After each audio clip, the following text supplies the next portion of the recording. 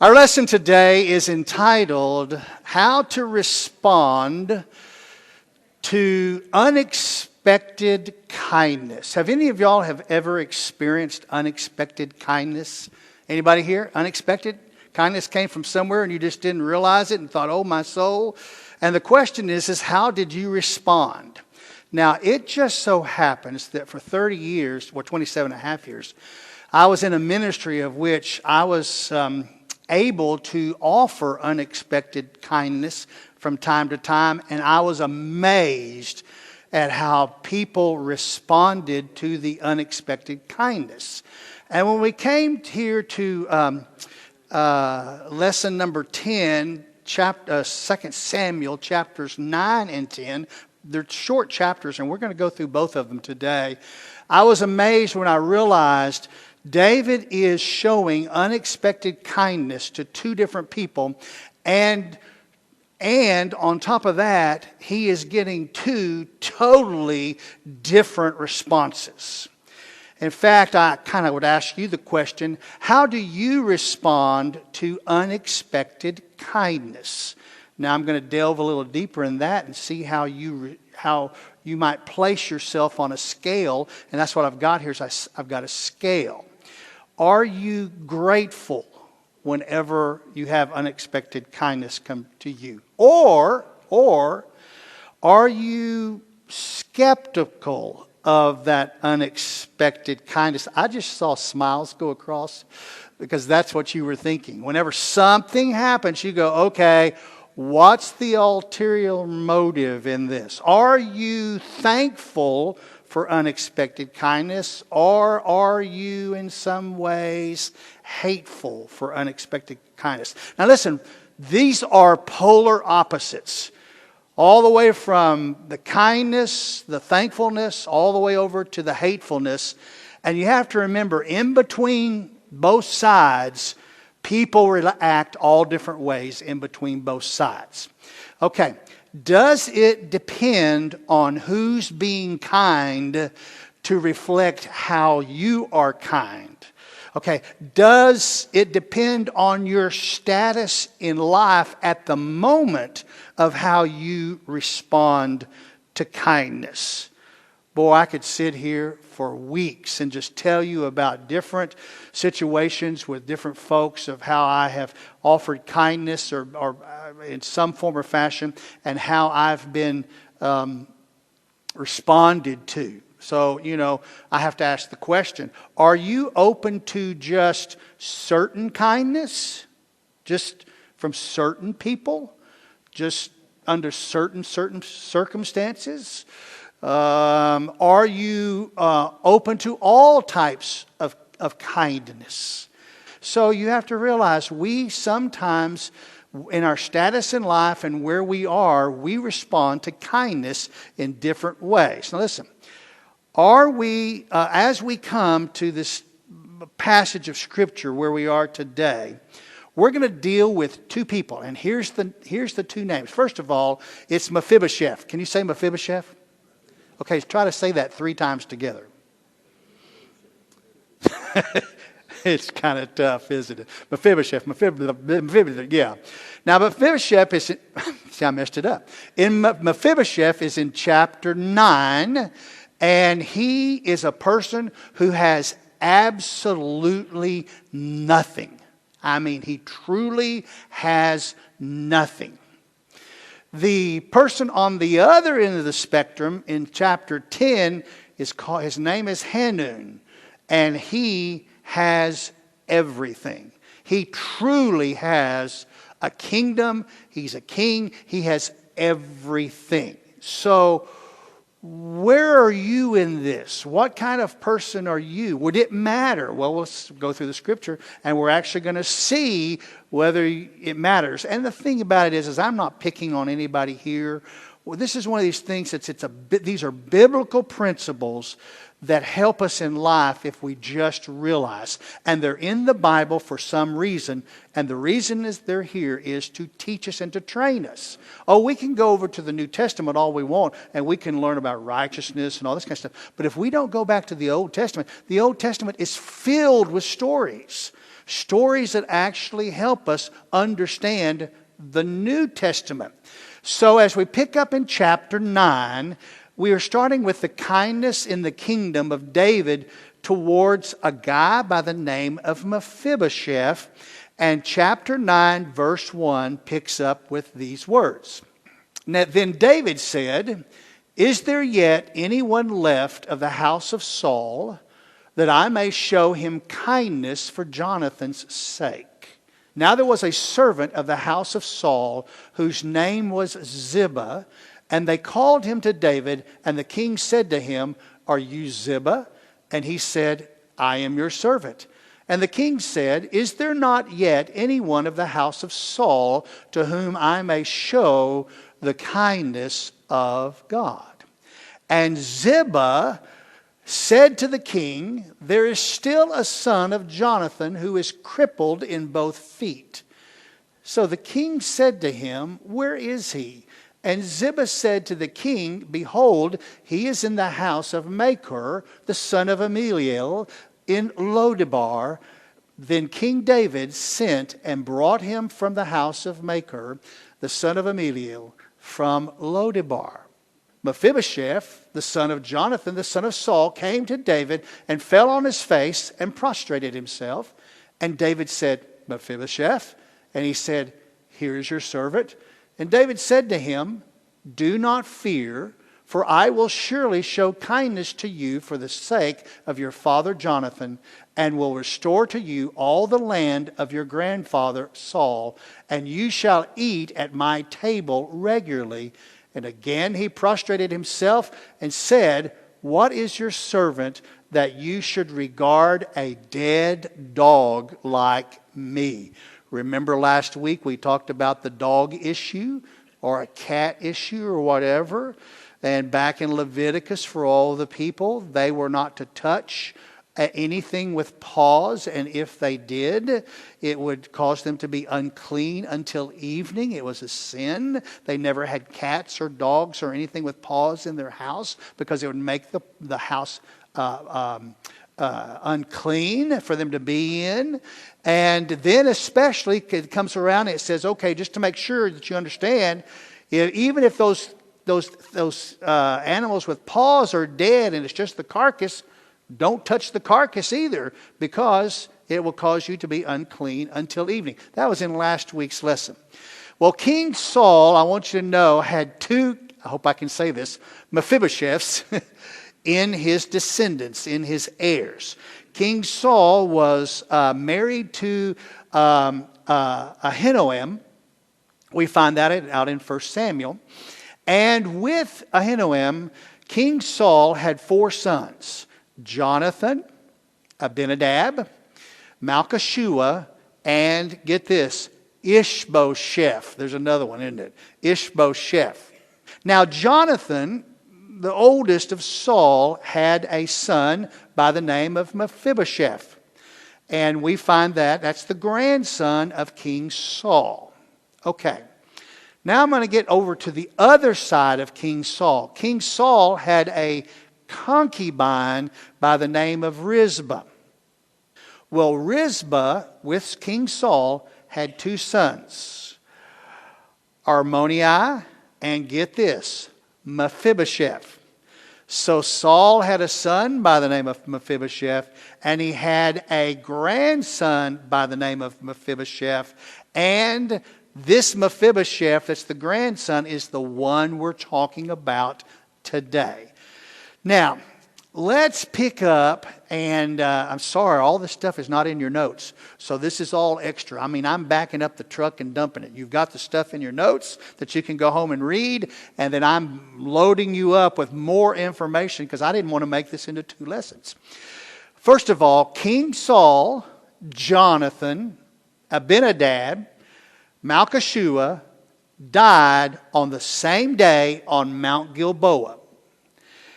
7 to 12 days later, David is crowned king in Judah, the tribal area of Judah. David becomes the king at age 30. Mephibosheth, we are told, we'll read about this in a little bit, is 5 years old when Jonathan and King Saul and Malchishua and Abinadab die on Mount Gilboa. Mephibosheth is 5 years old. Okay. Solomon will be born when David is 40 years old in David's 10th year as king. That means that when Solomon is born, Mephibosheth is 15 years old. See, we're just doing the math here. Okay? Some of this stuff the scripture doesn't actually tell us, but it gives us enough information to do the math. All right. Now, Solomon became the king when David resigned at age 70. Solomon was 30 years old. Okay, now let's do the math on that. That meant that Mephibosheth was 45 years old when Solomon became king. So when did David want to show this kindness to Mephibosheth? Well, David had to have shown Mephibosheth this kindness sometime between the birth of Solomon and Solomon taking the reign as the king. Why do we know that? Because the scripture's about to tell us that Mephibosheth had a son when David showed him the kindness. Folks, boys 15 years old didn't have sons back then in the Jewish place. I mean, some of them probably did. You just never know, okay? But it was a sin for, it wasn't the place because he had not become a man yet. In the Old Testament, I know we do bar mitzvahs at the age of 13 when they become a man. That's not what the manhood was in the Old Testament. Manhood became at the age of 20 years of age. Now, he could marry earlier, and some did, but that's when manhood you became a man at age 20. All right, so Mephibosheth is living with this guy by the name of Machir, the son of Meliel, in Lodebar, and Lodebar is in the tribal area of Manasseh. Well, wait a minute. King Saul was of the tribe of Benjamin. All of King Saul's property that he owned, that was part of his family, that was gifted to them when Joshua took the promised land, was in Gibeah. Why is Mephibosheth in the land of Manasseh, the tribal area of Manasseh? It's a very interesting question. Anyway, the reason is we already know he is lame in both feet, and somebody is taking care of him. Somebody is showing him kindness to take care of him. So David, as we read, has called for Mephibosheth, sent for him. So Mephibosheth, to get there, he has to come across the Jordan River to the west, go down the Arbar, that's the sand area on either side of the Jordan River. Both sides are called the Arbar. But he'd go down the west side because that's where one of the kind of trade routes went, because that was the safe way to go, except in the flooding season.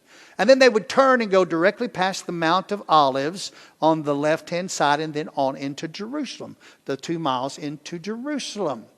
So Mephibosheth came and he joined David there in Jerusalem. And David, if you remember, said to him, "Do not fear, for I will surely show kindness to you for the sake of your father Jonathan, and I will restore to you all the land of your grandfather Saul, and you shall eat at my table regularly." In other words, something is going on with all of Saul's land over in Gibeah, and David is saying, it belongs to you. Your grandfather is dead. Your father is dead. Jonathan's dead. Abinadab, who had been the next to get the land, is dead. Malchishua, who would have been the next to get the land, is dead. Ishbosheth, who would have inherited the land, and he did for 2 years, who was the king of the north for the first 2 years of David's reign in the south. It could have been his, and it actually was his. But if you remember, Ishbosheth didn't use King Saul's capital as his capital. He went over into Manasseh area. He went into the tribal area of Manasseh, and there he placed his capital over there. Ishbosheth is fearful of what the people are going to do to him because everybody knew that David was supposed to be the next king. And Ishbosheth allowed Abner to say, hey, I'm going to make you the king. And he did. Well, also, if you remember, the scripture tells us that Mephibosheth prostrated himself and said, what is your servant that you should regard a dead dog like me? In other words, he's saying, why are you offering this to me? Why are you offering me everything that was mine but wasn't mine? And he's been living over with Machir, who has been taking care of every need that he has. And David is just being very kind to him, and he's going to restore it. So David and Mephibosheth are in Jerusalem of Mephibosheth. Well, anyway, so David's got some instructions for Ziba, some directions. And here's what we hear David say to Ziba.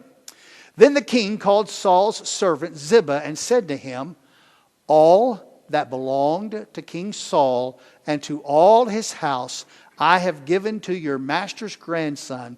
You and your sons and your servants shall cultivate the land for him, and you shall bring in the produce so that your master's grandson may have food. Nevertheless, Mephibosheth, your master's grandson, shall eat at my table. Now Ziba had 15 sons and 20 servants. Then Ziba said to the king, according to all that my lord the king commands his servants, so your servant will do. So Mephibosheth ate at David's table as one of the king's sons. Mephibosheth had a young son whose name was Micah. That's the place where we get it, where we understand this is happening after Mephibosheth is 15 years old. This is happening somewhere down in David's later years. It goes on to say, and all who lived in the house of Ziba were servants to Mephibosheth. So Mephibosheth lived in Jerusalem, for he ate at the king's table regularly. Now he was lame in both feet. Ziba, his 15 sons, and his 20 servants are on Mephibosheth's land over in Gibeah. David and Mephibosheth are in Jerusalem. And so, as the scripture says, Ziba's taking care of the land. He's getting all the produce and he's bringing it in for Mephibosheth. And what you have to understand is because Mephibosheth is the really sole legal heir of this land, Mephibosheth really is responsible for all the women and children, sisters and everything. Because remember, only the men died. He's still got aunts. He's still got sisters. Maybe his mother is still alive. Maybe King Saul's mother is still alive. We don't know.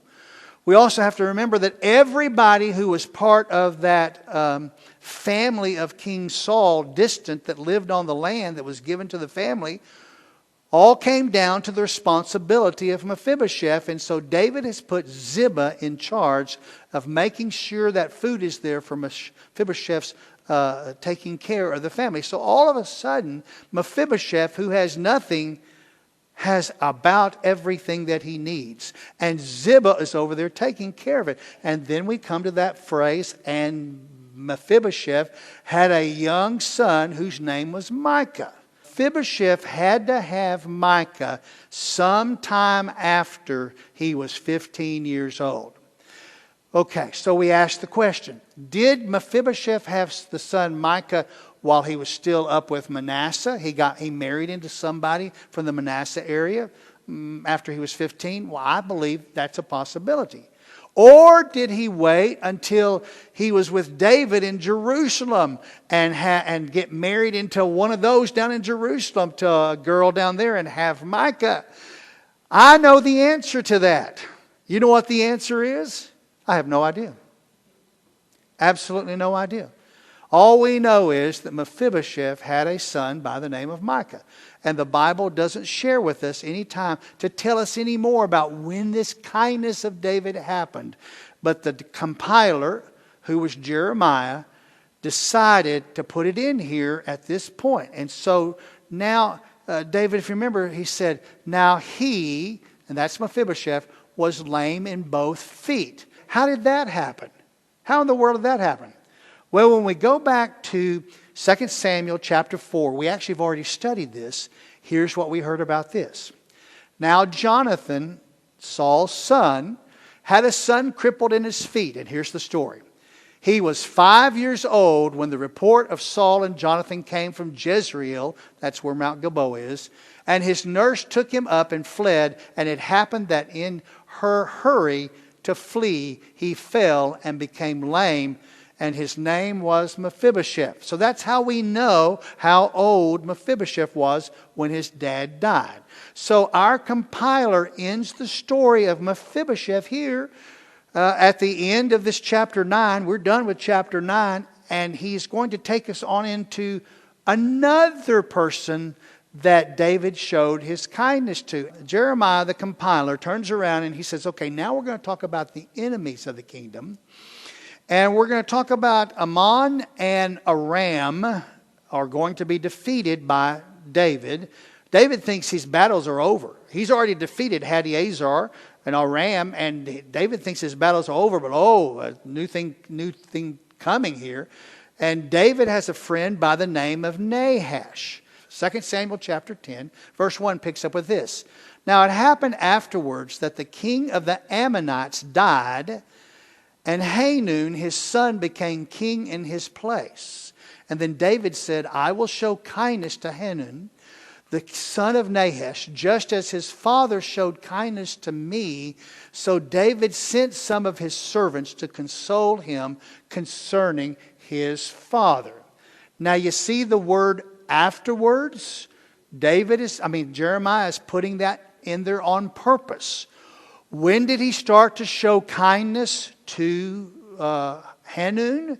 It was after he was showing kindness to Mephibosheth. First Chronicles passage says this, basically the same thing. It says, sometime after this, King Nahash of the Ammonites died, and his son Hanun became king. David said, I am going to show loyalty. You mean it was kindness a while ago, but it's loyalty to Hanun, because his father, Nahash, was always loyal to me. So David sent messengers to express sympathy to Hanun about his father's death. You see the words sometime after this, sometime after David started showing kindness to Mephibosheth. Okay, this passage means David had a relationship with the king of Ammon. And you say, well, who is Ammon? Well, the territory of Ammon and Moab, I've got them marked out here. This is very interesting. Now, of the brown that you see there, not the blue, that's water, but of the brown that you see there, that is basically all promised land under David. It's all the promised land under David and his kingdom. It's going to be the promised land under Solomon also. Now, what I'm not showing you is moving up all the way to the Euphrates River. There's a lot of land above this area, and there's a lot of land below that are still under control by David. But I wanted to carve out Moab and Ammon, and I want you to know who Moab and Ammon are. They're cousins of the Jews. If you remember, Terah was the father of Abram, and Abraham's brother, son of Terah, was Haran. You've heard the word Haran in our news. That Haran is named after this Haran, the brother of Abraham, or Abram still at this point in time. Abram is going to have a son by the name of Isaac. You remember that. He also has a son by the maid whose name is Ishmael. But we're looking at Isaac here. Haran died before Abram left that area across the Euphrates that is named after Haran today. And his son Lot joined up with Abram and went down into the promised land after Terah had died. Moab and Ammon, by the way, we call it Ammon now. And you have heard the word Ammon, Jordan. That's the land right there. That's the heritage land of Ammon and Moab. Lot, when the night happens of the destruction, Lot and his 2 daughters and his wife get out of town. The wife turns around, turns to a pillar of salt. They get up down to Zoar, up on a mountain of Zoar. They're looking back, everything destroyed. The girls think the life has come to an end for humanity. They get their dad drunk one night, and one gets pregnant with a baby. That's Moab. And then the other one gets him drunk the next night and is pregnant with Ammon or Ammon. And then they grow up in their tribes and they take this land. And when Moses is bringing them into the promised land, Moses does not allow these 2 plots of land to become part of the promised land because they're cousins, Moab and Ammon. Well, what happens? Here's what happens. But when David's servants came to the land of the Ammonites, the princes of the Ammonites, that means that's going to be the brothers of Hanun, the other sons of Nahash, the princes, the other young men, maybe some cousins. They're all related to Nahash, who's dead now. The princes of the Ammonites said to Hanun, their lord, do you think that David is honoring your father because he has sent consolers to you? Has David not sent his servants to you in order to search the city, to spy it out and to overthrow it? So Hanun took David's servants and shaved off half their beards and cut off their garments in the middle as far as their hips and sent them away. So word gets back to David, and David has the men stay in Jericho until their beards grow out. In fact, we know that because the scripture says that. And it says, when they told it to David, he sent to meet them, for the men were greatly humiliated. And the king said, stay at Jericho until your beards grow and then return. Now, here's the deal you need to know. For the beard in Israel, no beard meant that you were a male, you were under 20 years of age, and you were not married. You got that? So you're under 20, you're male, and you're not married. That means you don't have a beard. You do not grow a beard yet. But if a male married, even under the age of 20, he immediately starts growing a beard. So for all you women, if you were Jewish, the moment you married that handsome, clean-shaven man, you're going to have to live with a brush for the rest of your life every time you're going to kiss your husband. All right. Because as soon as they get married, they have to start growing the beard. But at the age of 20, guess what? You have to grow up. You start growing a beard also. And get this. To the rest of the world, once you become a man at the age of 20, it tells everybody else in the world who knows the Jewish culture that you are a free man, an Israelite who is a free man, and you're not a slave of anyone.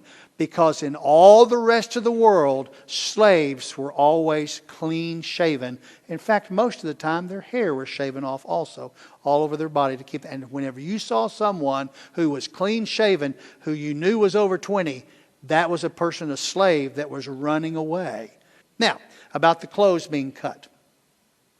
The Levitical law required that males and females cover their bodies at all times when outside of the home. All times. Modesty. The only body parts that could be shown were the head, the neck, the hands, the ankles, and the feet. These men have had their clothing cut off to where their shows. Well, David is mad. He is really mad. because of his kindness being rejected by someone whose dad he was loyal to and was loyal to him. And they had been friends for a long, long time. That's how we know this is at down 30th year of King David's reign, somewhere along that. And now when the sons of Ammon saw that they had become odious to David, the sons of Ammon sent and hired the Arameans of Beth Rehob and the Arameans of Zobah, 20,000 foot soldiers, and the king of Maacah with 1,000 men, and the men of Tob, 12,000 men. But you'll note that there are absolutely no charioteers mentioned. No chariots, no men riding on the chariots or anything like that mentioned. So where are these towns? Okay, look down at the bottom of the map. You see Ammon? Okay, I'm showing you north of Ammon now, up through Damascus. This is all around Syria. You see the Euphrates River up there. By the way, the Promised Land is supposed to go from the Euphrates River to the Nile River, but Joshua didn't finish the job. Joshua stopped taking the land he was supposed to take. But now David's dealing with towns, Beth Rehob, right there west of Damascus. And Zobah, which is almost just a few, 60 miles or so from the Euphrates River. And Tob, which is off towards and almost to the... So from these towns, the whole army starts moving down to the capital city of Ammon, which is the capital city's name is Rabbah. Well, when David heard of it, he sent Joab and all the army and mighty men, the sons of Ammon, came out and drew up in battle array at the entrance of the city, while the Arameans of Zobah and Rehob and the men of Tob and Maacah were by themselves in the field. They're hiding around. So here we are. We see this map. Now we want to get in on this map a little closer. So when we get in a little closer, we see that there's the capital city, and that's where they are. Amorites have come out of their city, and Joab has now moved to the west of the city. You see the little Joab that came up there. That's where he's got his army. And the problem is, what Joab doesn't know quite yet, but is about to know, is all these Arameans from up north have moved in right behind him. Joab and the army of Israel is trapped between two armies. They're going to have to fight from the front and have to fight from the rear, and this is not a good deal. First Chronicles tells us the same thing, but listen, he adds some things. When the people of Ammon realized how seriously they had angered David, Hanun and the Ammonites sent 75,000 pounds of silver. Can you imagine in that day trying to haul 75,000 pounds of silver in wooden wagons with wooden wheels, with horses, and over rugged roads that don't have concrete or asphalt on it? Can you imagine? Well, they did that to hire chariots and charioteers from Aram Naharaim and Aram Maacah. That's just Maacah. Aram Naharaim also, by the way, is Rehob. And from Zobah. And they also hired, get this, 32,000 charioteers and secured the support of the king of Maacah and his army. That's with the 1,000. And these forces camped at Medeba, where they were joined by the Ammonite troops that Hanun had recruited from all his own hometown. Now note here, 32,000 charioteers are showing up also with all that was there before. This is a big army. This is going to take God's intervention to help Israel. And God never failed Israel on it. So David has a plan, and the plan is with Joab. It says, now when Joab saw that the battle was set against him in the front and in the rear, he selected from all the choice men of Israel and arrayed them against the Arameans. But the remainder of the people he placed in the hand of Abishai, his brother, and he arrayed them against the son of Ammon. And what I'm saying here is David had the bigger army behind, Aramean army behind him, 32,000 chariots, the men and all that. So he took the choice, the best warriors he had, and Joab kept them. And then all the other warriors who were just so-so warriors, he gave to his brother Abishai, who was going to fight the smaller little. And he said, if the Arameans are too strong for me, then you will help me. But if the sons of Ammon are too strong for you, then I will come to help you. Front in the scripture is the same word as the Hebrew word east. It always means east. Rear in Hebrew is the same word as west. It always means west.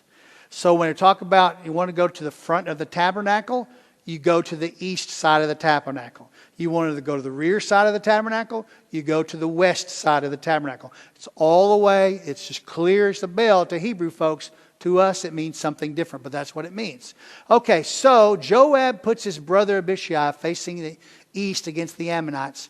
Joab and his men face west against the Aramites. So we've got Abishai, and he is going to fight the Ammons on the east. We've got Joab, and he is going to fight the Arameans on the west. And Joab and Abishai's forces are back to back, one facing one direction, the other facing the other direction.